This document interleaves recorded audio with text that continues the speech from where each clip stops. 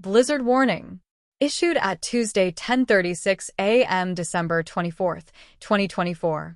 Issued by Environment and Climate Change Canada. Description.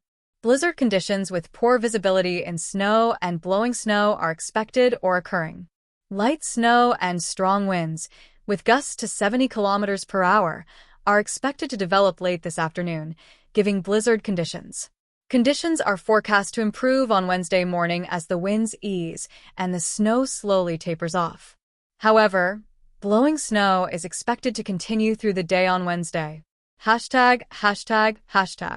Visibility will be suddenly reduced to near zero at times in heavy snow and blowing snow.